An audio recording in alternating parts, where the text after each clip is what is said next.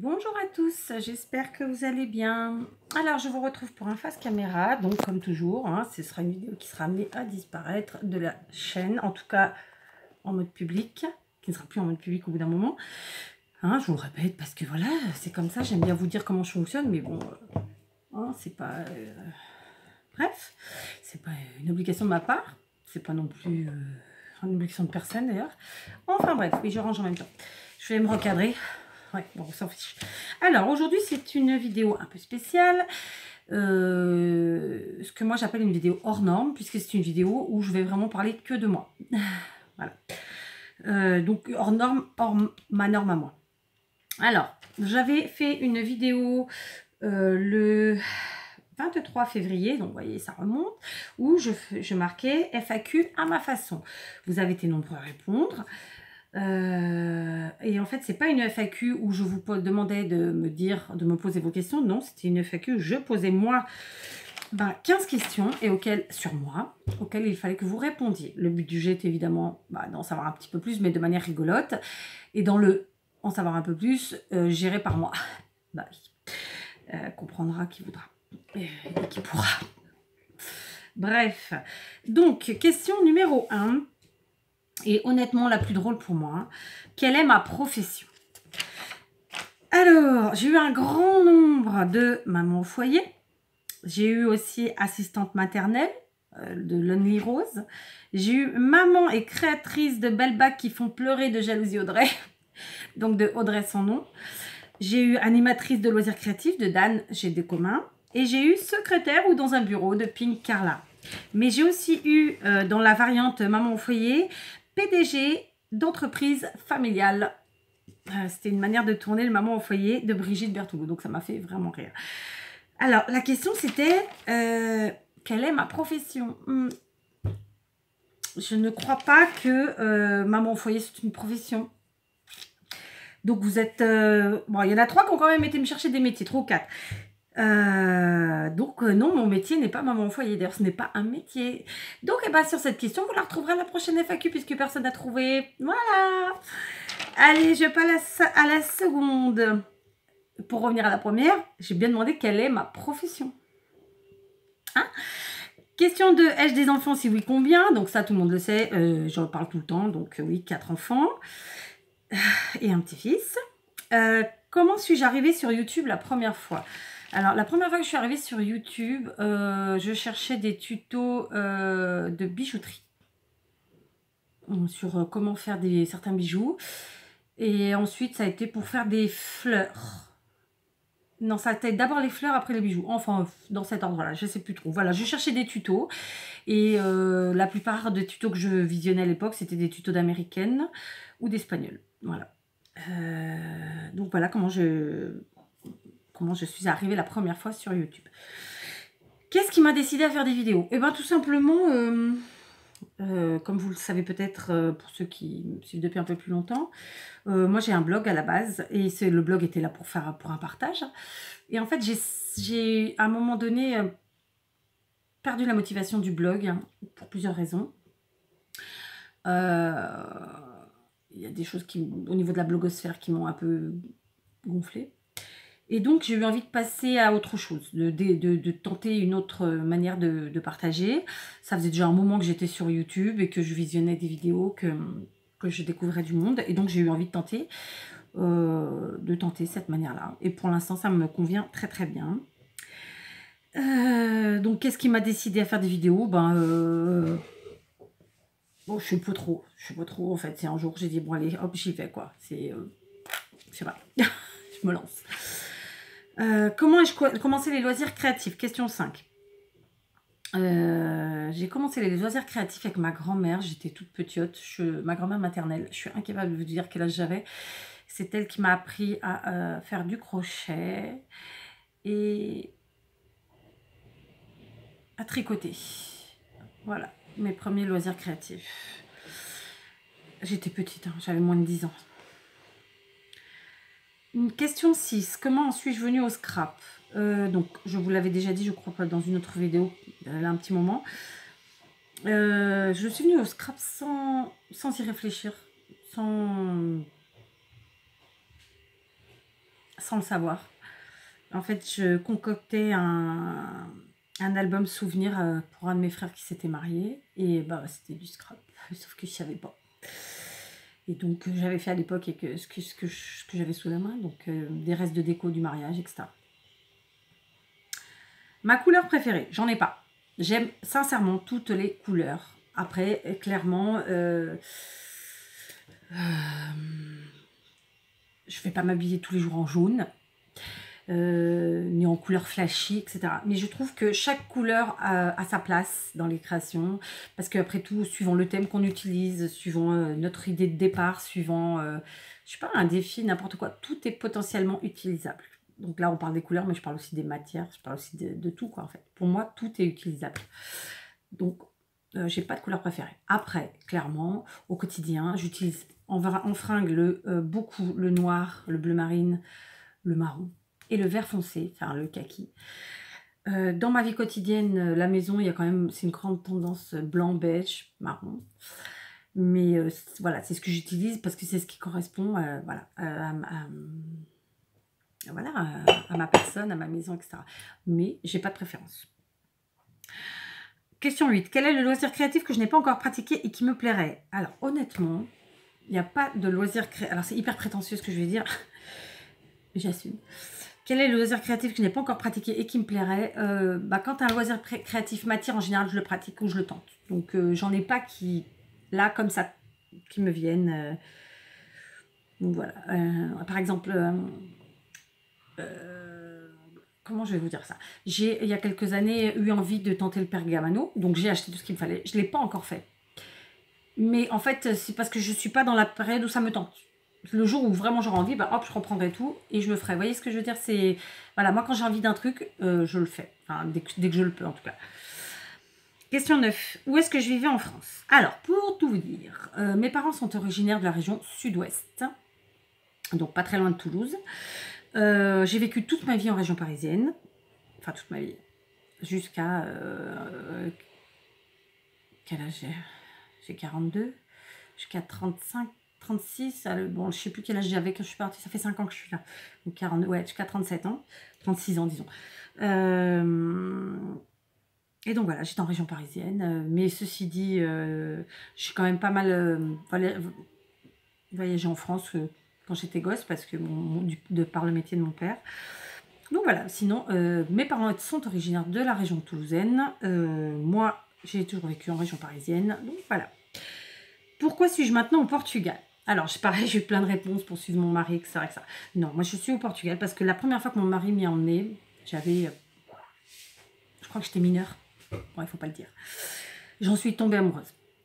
J'ai vraiment kiffé, adoré, aimé. Et je suis venue ici en vacances et j'ai dit, c'est ici que je veux faire ma vie. C'est ici que je veux être. Et il se trouve que c'était aussi le rêve de mon mari, le souhait. Donc, on a toute notre vie œuvré et orienté les choses pour partir ensuite ici. Donc, pour exemple, notre premier achat immobilier, on l'a fait au Portugal. C'est cette maison. Et on a toute notre vie construit... notre vie pour partir, voilà. Le déclencheur, j'ai rien à vous cacher, mon beau-père est décédé il y a 7 ans. Donc moi de base, nous de base, on était très proches de notre beau-père, enfin moi de mon beau-père, mon mari de son père, et donc de ma belle-mère, et à ce moment-là, quand il est mort, ça a été brutal, donc on s'est dit, bon, bah, c'est ça, voilà, il faut partir, quoi. Donc, dans un premier temps, c'est notre fille Carla qui est partie la première, qui est restée avec sa grand-mère pendant 1 an. Donc, moi, il n'était pas question de ne pas voir ma fille pendant 1 an, bien entendu. Donc, on venait tous les week-ends en avion ou en voiture. Donc, on faisait Portugal, région parisienne.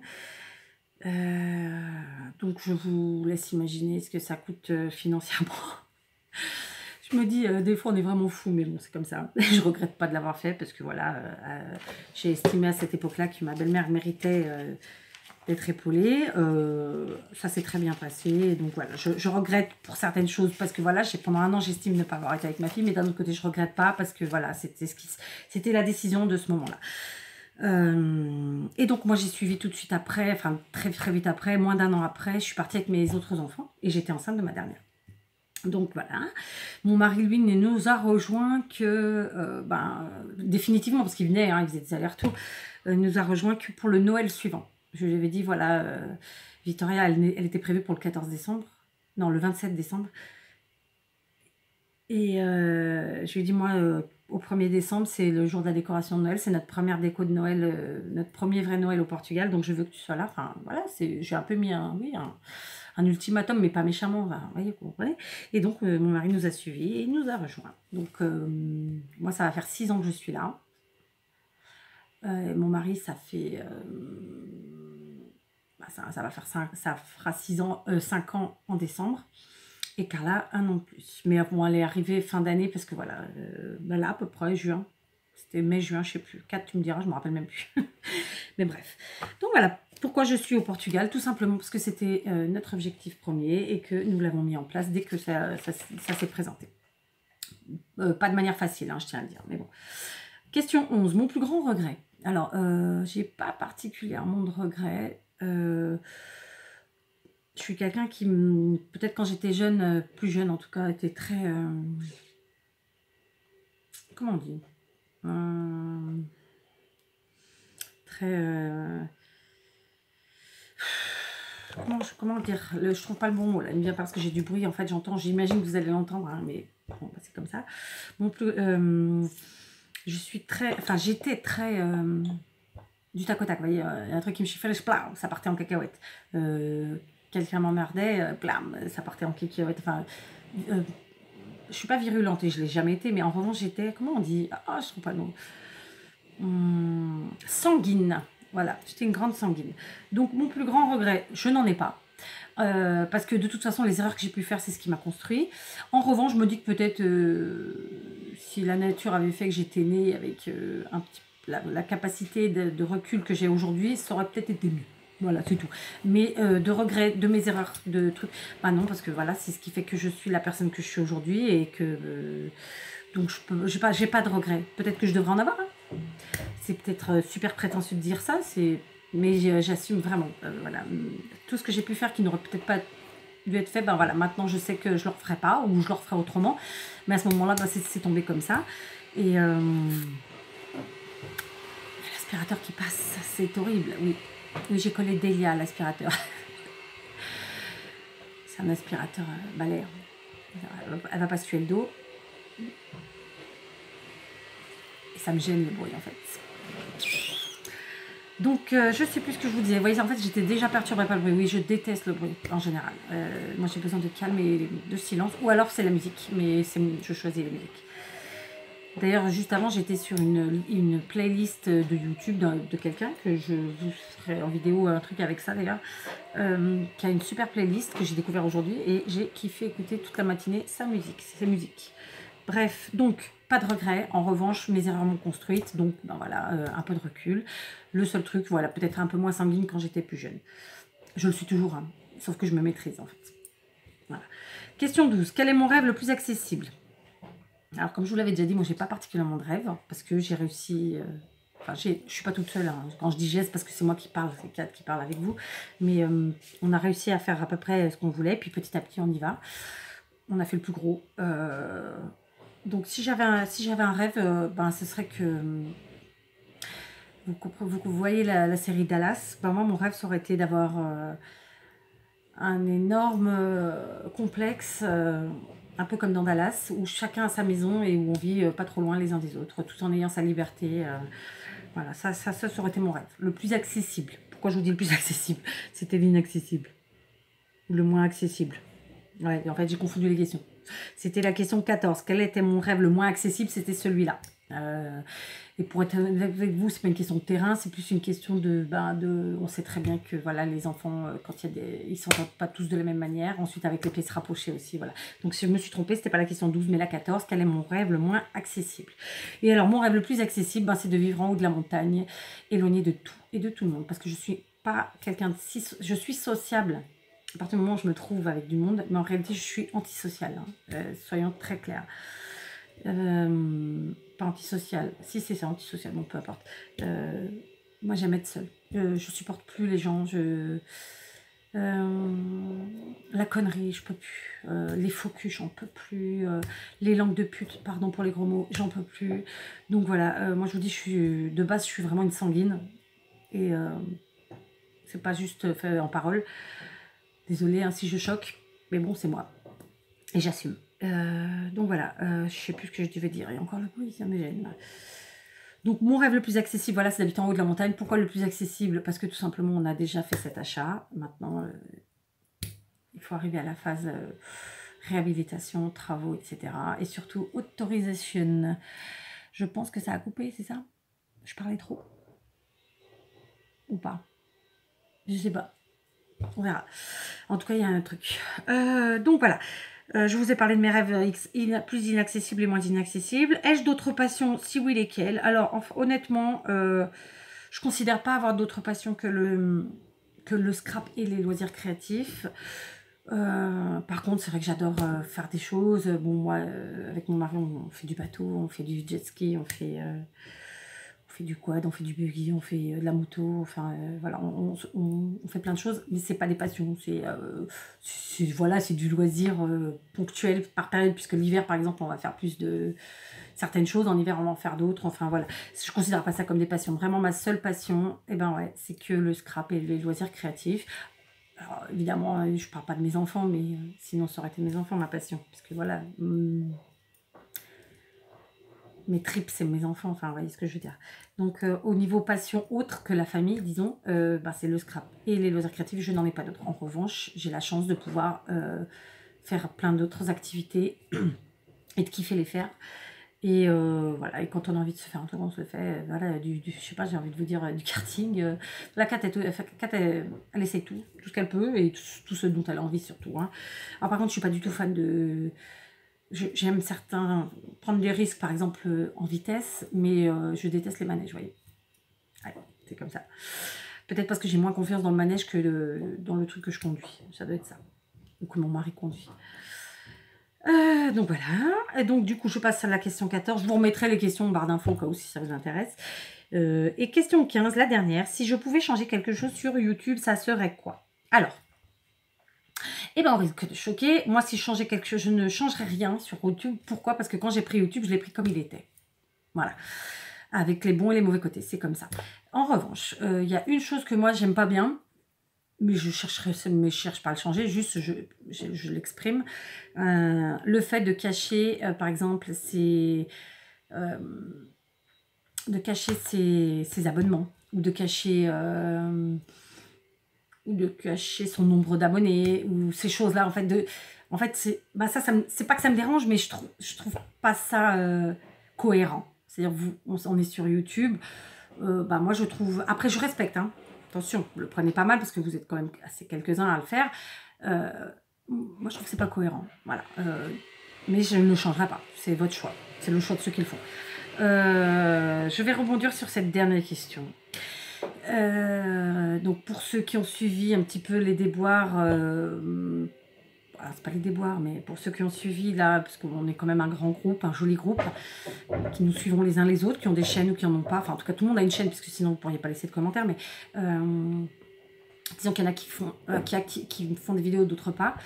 Voilà, ils se sont dit des choses sur YouTube, sur un live.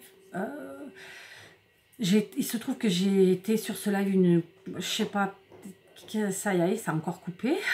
Donc je disais, j'ai été sur ce live une quinzaine de minutes peut-être. Mais à la fin du live, puisque j'ai fait en fait la clôture.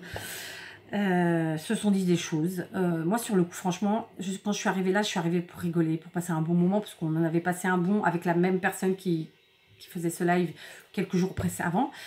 Donc je t'ai venue vraiment tranquillou, voilà, en fin de journée tard, hein, il était, pour vous, il devait être 23h30, moi il était 22h30, mais c'est quand même tard, parce que voilà, voilà, on se lève à 7h, voilà, 22h30. Donc je suis arrivée là, tranquille, pour passer un bon moment. Donc j'ai pas capté tout de suite que ça partait en cacahuète, pour pas dire que ça partait en couille, pardon. Et donc se sont dit vraiment des choses vilaines. Et pareil, j'ai pas tilté tout de suite parce qu'au début, c'est vrai qu'on c'est parti sur des rigolades des unes et des autres. Voilà. Donc moi, je tiens à vous dire, les personnes qui ont dit du mal, soit dans le chat, soit à l'oral, parce qu'en plus j'avais une super mauvaise connexion, je captais rien de ce qui se disait oralement. J'ai envie de vous dire, déjà, moi j'ai 42 ans, je suis pas une gamine, et j'ai bien entendu tout ce que j'ai entendu, ou lu ce que j'ai lu, disons. Donc il faut assumer, voilà. Il faut assumer d'avoir dit des conneries. Donc moi je vous conseille juste une chose, ça calmera peut-être pas le jeu tout de suite parce que bah, tout le monde, c'est les gens dont vous avez parlé en mal ont été blessés et c'est bien légitime parce que moi-même j'ai été, et il m'en faut beaucoup, hein, mais j'ai quand même été choquée du déballage qui a été fait et je vais citer parce que voilà, vous avez d'abord, pour moi en tout cas, de quand je suis arrivée à ce que je sois partie et de ce que j'ai capté, vous avez d'abord, bon, en rigolant, on a rigolé parce que je sais plus qui parlait de Scrapso, Sonia. J'avoue que moi au début j'ai rigolé parce que c'était pour la faute de son titre, mais voilà, c'était un jeu de mots, c'était rigolo. Mais en fait c'était plutôt dans le chat entre une autre copinette et moi. Mais a priori il y a eu du déballage sur elle. Ensuite il y a eu sur Greg. Alors sur Greg honnêtement j'ai rien suivi parce que j'entendais pas, ou très peu. Et sur Betty, mais alors là déballage total. Et là je t'ai entendu par contre, la personne qui faisait le chat et qui faisait le live. Et a priori, il y a eu aussi d'autres personnes mais que j'ai pas entendu, donc je vais pas les citer. Par contre, dans le chat, j'ai vu aussi des petits trucs passer sur Clarisse, de la chaîne Clarisse dans tous ses états. Donc tous les quatre, sachez que moi je vous adore, que je vous suis. Alors en ce moment, je suis pas trop sur les vidéos parce que voilà, j'ai pas le temps. Mais donc tenez pas compte de ces gens-là. Ça a bien été dit, oui. Moi, ce qui m'a, donc, comme je vous le disais, choqué, c'est le déballage sur Betty. C'est gratuit. Vous êtes qui pour juger? Dites-moi. Hein. Donc, c'est nul. Voilà. Vous avez été nul. Super nul. Méga nul. Donc, moi, j'ai juste envie de vous dire, l'erreur est humaine. Donc, je vous conseille honnêtement, sincèrement, puisque je pense que le dialogue est rompu de part et d'autre. Si réellement vous êtes des gens bien, si réellement vous savez que vous avez fait une connerie, vous avez mal parlé, bah vous avez, je pense, les adresses de ces gens, un petit courrier en leur disant, voilà, désolé, j'ai déconné. Désolé, j'ai pas assuré. Voilà. Moi, je considère que si vous ne le faites pas, ça veut dire que vous assumez toutes les méchancetés qui ont été dites. Et là, bah, là c'est autre chose, quoi. Là, c'est autre chose. Donc, j'ai perdu un peu le fil parce qu'en fait, j'essaie de me canaliser. Mais bref, tout ça pour dire que c'était mon rebondissement sur ce qui s'était passé sur YouTube. Ça fait déjà quelques jours en arrière. Certains d'entre vous ne comprendront pas et je m'en excuse pour ça. J'ai été vulgaire dans mon vidéo, je l'assume. Mais bon, c'est pas joli. Voilà, mais je pense que vous comprendrez. Donc voilà, donc tous les trois dont je parlais, donc à peu près tout le monde va savoir de qui je parle. En tout cas, tous ceux qui sont sur YouTube un peu présents. Moi, je vous invite vraiment à vous excuser. Quand bien même après vous ne serez pas plus copains qu'avant, hein, mais pas aussi copains qu'avant, mais au moins vous excuser, ça c'est le béaba, la moindre des choses. Il y a eu des choses vraiment très très méchantes de dites, et là je parle pour toi monsieur, sur Betty. Les autres malheureusement, auditivement parlant, j'ai rien entendu, j'ai pu suivre un peu le chat, mais auditivement j'ai pas tout capté. Mais sur Betty, t'as été très méchant, très très loin, et personnellement moi Kat, maman, bah, je trouve ça mais zéro. Donc moi, je serais toi vraiment vivement. Voilà, au lieu de jouer le mec, j'assume, j'ai 45 ans. Vous êtes des gosses. Non, le gosse, c'est toi. Et d'ailleurs, si t'en avais, t'aurais peut-être pas parlé comme ça. Enfin bref, je vous laisse. Donc c'était une vidéo qui était de base censée être drôle, mais finalement, je suis pas trop dans le truc d'être drôle aujourd'hui parce que j'avais vraiment envie de vous parler de ça. Donc voilà, je fais des bisous à tous ceux qui me suivent, à tous ceux qui sont abonnés, qui viennent et qui ne sont pas abonnés, je m'en fous. Enfin bon, bref, je vous fais des bisous à tous. Et je vous souhaite un bel été. Je ne sais pas comment je vais m'organiser au niveau vidéo. Je verrai bien au fur et à mesure. Voilà, je vous embrasse et vous dis à très vite.